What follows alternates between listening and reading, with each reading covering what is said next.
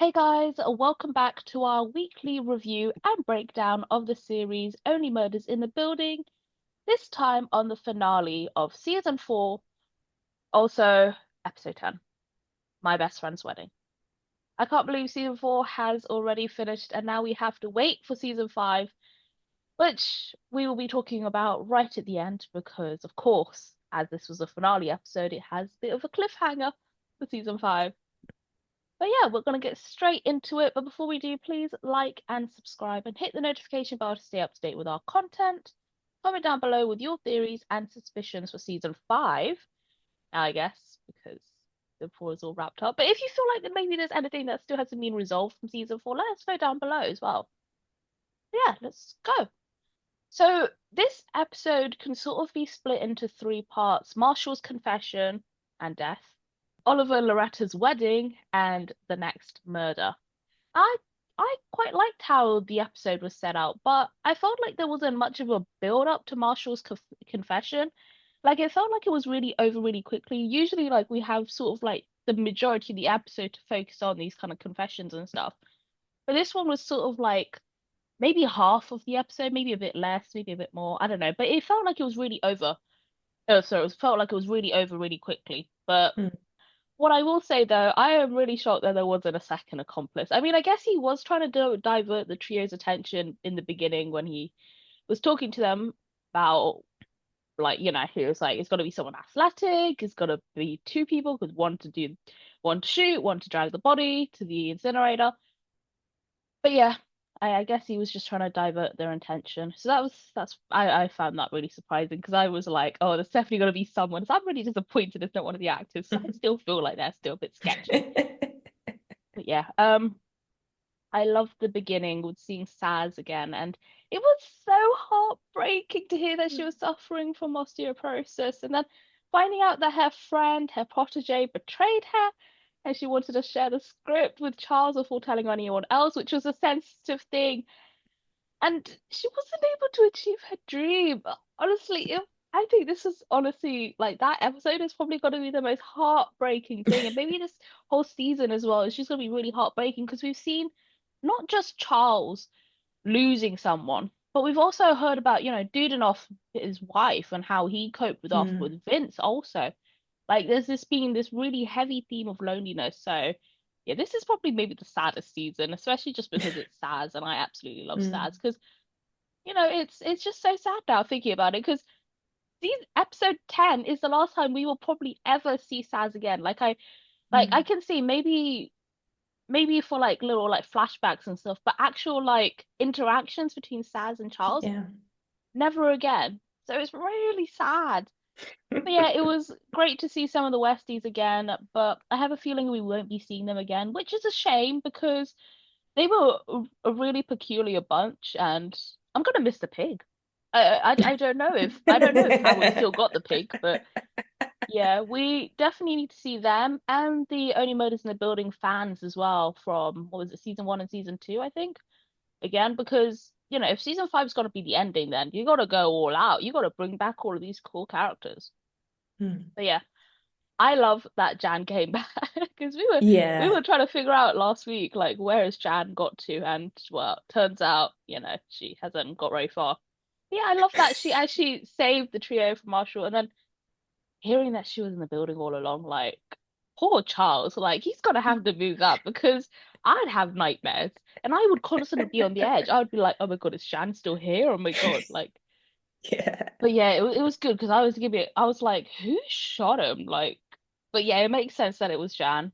I still want to know what happened between their relationship, why Saz broke it off, and I guess maybe it's to do with the script, but I'm not sure, and they never really tied that one up. But yeah, I guess that's maybe just for us to just sort of figure out and just come up with something.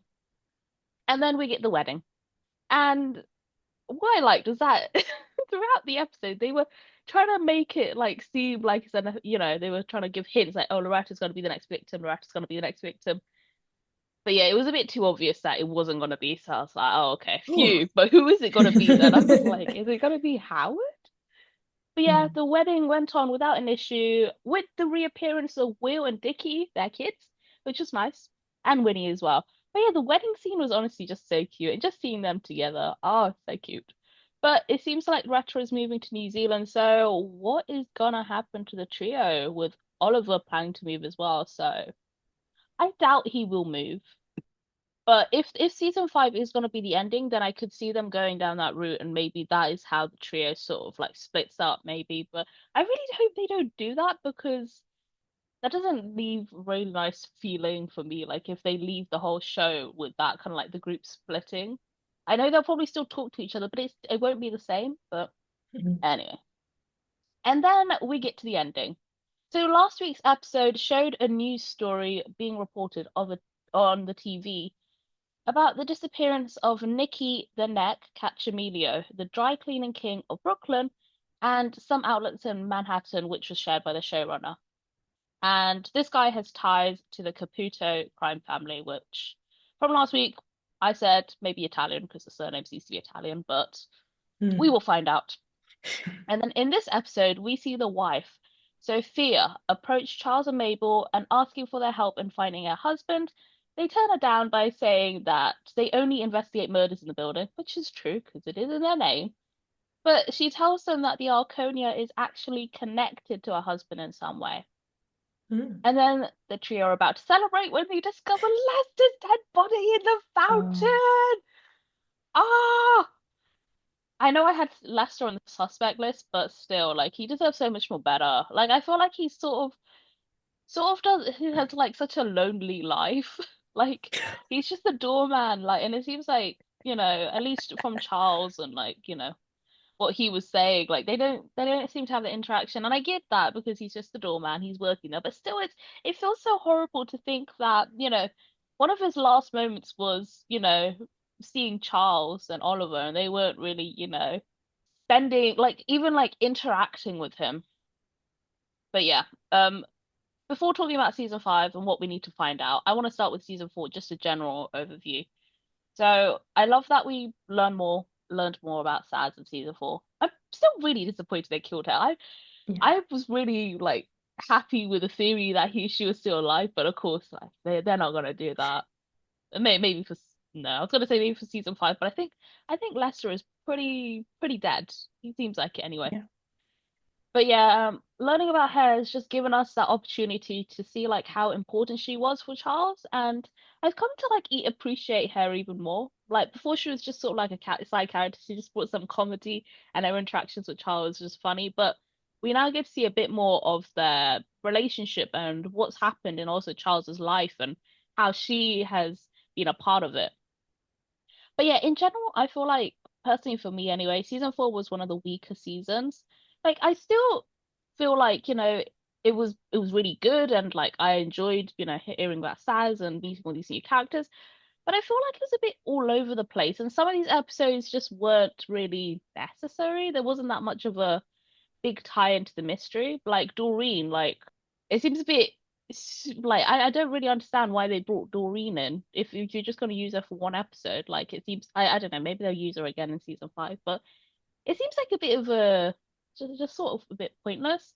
And a bit, it felt a bit obvious as well. But yeah, I mean, saying that, it was still really enjoyable. Like, seeing the trio, seeing the Westies, the movie production team. We had some really amazing guest stars this season. Now, about season five, I I'm sorry, Lester. I'm sorry. I thought you might be responsible for the season one plot holes, but I guess not. But maybe. I mean, we don't know. But I Yeah. doubt it. I doubt it. I did feel like, Lester was a bit more interactive in this episode. Like we got to see him a bit more.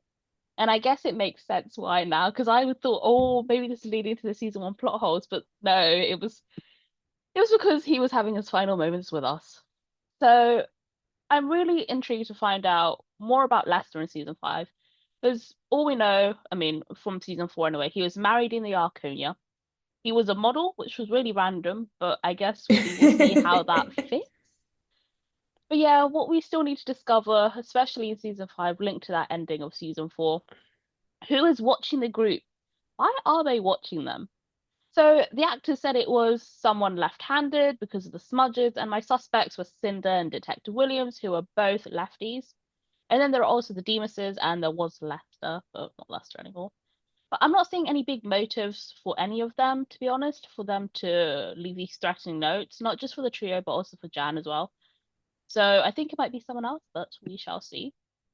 Is Nicky dead or has he just been kidnapped? Who has kidnapped him? What is his connection to the Arconia? And who are the Caputo family? So I think this is gonna really tie in quite nicely into next year's.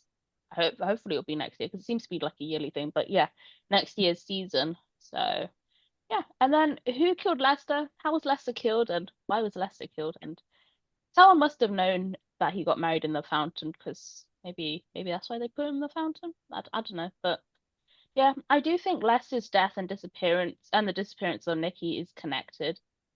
Now I'm assuming that Lester got married ages ago at the Arconia. Like I don't think it was like in the last 2 years or something.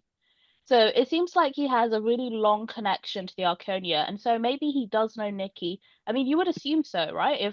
If Nikki has a connection to the building, then you would assume so. And, maybe Lester has some sort of involvement or knows the Caputo family as well, who maybe visited Nikki at the Arconia. Has the Arconia perhaps got ties to the mob? I don't know, because we now know that Nikki has ties to the Arconia, so maybe the Caputo family also has ties to the building. And then my final one, which I really hope won't happen, will Oliver be leaving the Arconia to be with Loretta in New Zealand? I mean, I'd love for them to be together, but to move to New Zealand? Wow.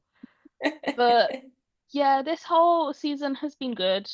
Like I said before, not one of my favorite ones, but it's still been really enjoyable. Like I wouldn't say like, oh, this is the last time I'm gonna watch Only Murders in the Building or something. Like it didn't put me off or anything. Like it's just always just really nice to have this on in the background and just see the trio interact and stuff. And yeah, really excited to see about season 5 because I feel like season 5 should hopefully wrap up those plot holes. But I don't know. I'm also really intrigued to learn more about Lester as well. Yeah, basically everything you just said, I would have said the same. Um, yeah, it's sad that it's the finale now, and just knowing that we have to wait for another year for the trio to come back is it's gonna be very painful. I really love this season. The reason why is that because we know Science has always been a side character for like a couple of episodes in the past, but now like knowing her full story. It's great, but also emotional and sad about learning all the things she has to suffer through and all the things she's dreamed about are now gone. And God, I really hate Marshall. Like, I really, like, I always thought he was a kind of awkward in the middle of the season, but now just seeing him now, just like, God, I want to slap him so hard. You know what I mean? It's, but yeah, I do agree. Like, I felt like the confession was quite quick. I felt like it should have built up to something like a final fight scene or maybe a final chase or something. I don't know. It was kind of scary of thinking of Charles and Oliver walking across the outside of the wall. I was thinking, oh God, one of those is definitely gonna die or something. Just but yeah, I love the wedding. Oh God, it was nice to see Loretta and Charles, not Charles, and Oliver's kids come back in for the last episode, and yeah, it was just really sweet. I thought, oh God, finally we have a sweet, happy ending, and then Lester died. I was not expecting that at all. If I had to, like, last couple of episodes, we have been saying that Loretta could be the next victim, and thankfully she's not, because yeah, we don't want her to die. But Lester, I did not see that coming. I was kind of hoping Uma could be the next victim. I don't want to be rude, but I just feel like kind of like Bunny in season 2. I feel like she's someone that we could like understand like why she's so grumpy and annoying all the time, like her background. But yeah, I got a feeling she might be a bit more involved in season 5 since she probably been in a building for a long time as well. So maybe. Um Emily, I know you said it would be quite sad if this trio have to split up in the ending with Oliver going to New Zealand. And while that will be sad, I feel like that would probably still be a good ending because I know Charles said that he knows that Mabel will spread her wings someday and will take off to do her own thing without the two of them. So I think what would be sad, I think like it would be like a new chapter for them, like just to do something else in their life. I don't know what Charles would do though, because I don't think he's got anything like up his sleeve. He could be like a teacher for acting maybe, but I don't know. It would be interesting in season five to know like if they're gonna link to like a crime mafia family or something that links to the building, but I'm not like I wonder if they are gonna cover the season one plot holes because I feel like I remember you said this in the last review, Emily, that they haven't covered that up yet, so hopefully they will in the next season. And I wonder if Jan's gonna come back as well for like the last one. I'm not sure how she'll be involved, but I think she will be involved, definitely. Oh, she could be she could be fighting like the crime boss or something for them or something. I can see it, I can see it. But yeah, you know what? I can't wait. Can't wait for the next season. It, like you said, it has been a very emotional and saddest season, but it's been a really good season. I felt like it was a bit slow in the beginning in some episodes, but then it got really interesting when the killing and like when the shooting in the photo shoots and everything. I hate to admit it, but I was so persuaded by Marshall's theory that it could be two of them. Like I was so fixated on like it's gotta be two. It could be the twin, like it could be the sister brothers. It could be I did thought it was gonna be Bev because I thought Bev could be like someone who would be determined to kill someone for this film. But yeah, it happens. Any other theories, Emily? Anything you want to say? I mean, Jan did say they were endgame, so I think she will definitely come back. Yeah, I mean, why did she say that? I mean, I know she and Ty had like a little thing, but uh, no. No, sorry. It's just it's a little bit too weird now. Like she was with Charles, then she was with Saz, and now she's saying that she's endgame with Charles. Like, God, I don't know what goes through that woman's mind, to be honest. It's crazy. So, guys, that's our last review for the final episode of Only Murders in the Building. We hope you enjoyed it, and we hope you enjoyed the season as well as much as we have. And we will see you next year for season five, which please stay updated and keep on your calendar for the next year because we will. But yeah, thank you so much. Oh, sorry, also forgot to ask. Do you think it would be the last season five, or do you think they're gonna do season six? With how popular it is, I feel like they would want to keep going, but I think five is a really nice number to end a show with, season five. Yeah, So yeah, yeah. yeah, I agree. As much as I wanted to carry on, I feel like you can't make it last so long, like 6 seasons or like Grey's Academy or something. Like they did it for 21 seasons. No, I think five is definitely perfect. Yeah, so thank you guys so much for watching. Please make sure you like, subscribe, and hit that notification bell. Leave a comment down below on your thoughts about what's going to happen in season five. Like any theories about like how Lester died, why he died, or is any plot holes that you think they might cover up for season one or for all seasons? Let us know. We'd love to hear them. Also, you can check out our latest reviews of Only Murders in the Building if you have missed some. You can also check out our reviews and reactions to some other TV shows we've done in the past.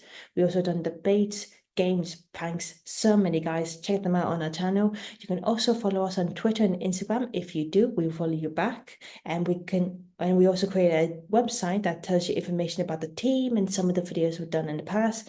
So yeah. Thank you guys so much for watching, and we will see you next time. Bye. Bye.